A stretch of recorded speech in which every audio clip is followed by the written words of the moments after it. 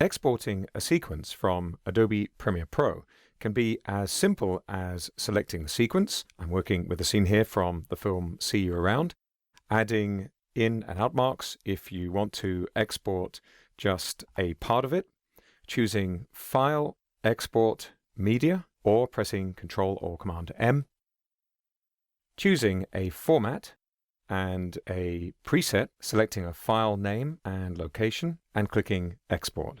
The presets are carefully configured to give you a dependable quality for your output. You can also choose to only export the video or the audio. Before we really get into the export settings dialog, I'd like to mention the sequence settings. I'm going to cancel out of here and I'm going to go to my sequence menu and choose sequence settings. A sequence has format settings, just as a media file does. Whenever you add clips to a sequence, they will automatically be conformed to match these settings. That is, whatever their original frame rate, frame size, and so on, they will be adjusted to match these sequence settings. So now let's export this sequence.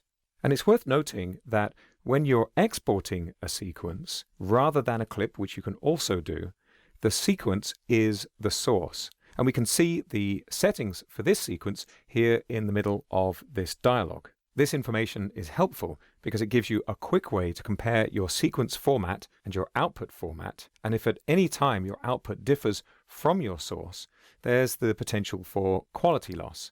So you'll generally want these to match. I should mention, it's normal to choose options in this dialog based on a deliverable specification provided to you by your client. All of the major broadcast TV stations, for example, have specifications for media delivery, so you don't have to guess at the right options to choose.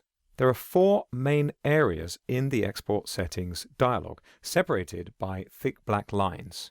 Top left, we get a preview of our output and the option to crop the output. Bottom left, we can choose which part of our sequence we will export. Top right is all of the options that define the new file we're going to create. And bottom right, we have some standard options to do with encoding in general, like setting a new start timecode and the way to render frame rate differences if you're outputting to a format that differs from your sequence. So let's start at the top. This Match Sequence Settings option will produce a file that matches your current render settings. It's useful for many workflows, but not usually what you'll choose when exporting, because you'll usually have a specific file type in mind. So I'll turn this off. Use the Format menu to choose a category of media file type. There are industry standard options, including AS11, up to 12-bit DPX, and QuickTime. I'll choose H.264 as a popular illustrative example. QuickTime movies are well established as a delivery format, but if you're producing content for online distribution, you're likely to find H.264 is the most commonly requested file type. For a preset, I'm going to choose YouTube 1080p HD. I'm going to click on the output name, and I'll give this a simple name, something like Final Output, and click Save. After our summary, we have several important tabs, each with settings that will change the output. If you use a preset, these are all set appropriately for the preset already, but there are some interesting additional options you might choose. I'm going to start with the Video tab.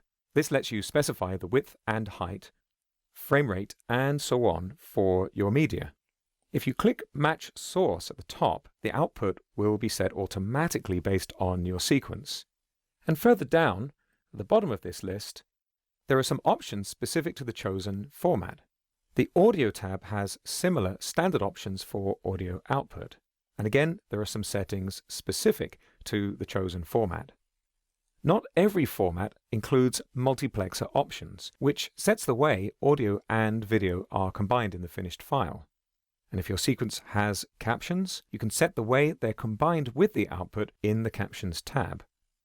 The Publish tab offers several ways to automate publishing your work on social media platforms, including Adobe Stock. And the Effects tab offers quite a list of adjustments, overlays, and ways to tune your output. Some of these are functional, like the video limiter, which keeps levels below a threshold you set to be absolutely sure your output meets the deliverable limits, and some are more artistic, like applying a Lumetri look. If you save a preset, all of the settings on the tabs are included, which is great if you want to create a workflow for standard output. Now that I've set my image format, I'm seeing the result in the Output tab.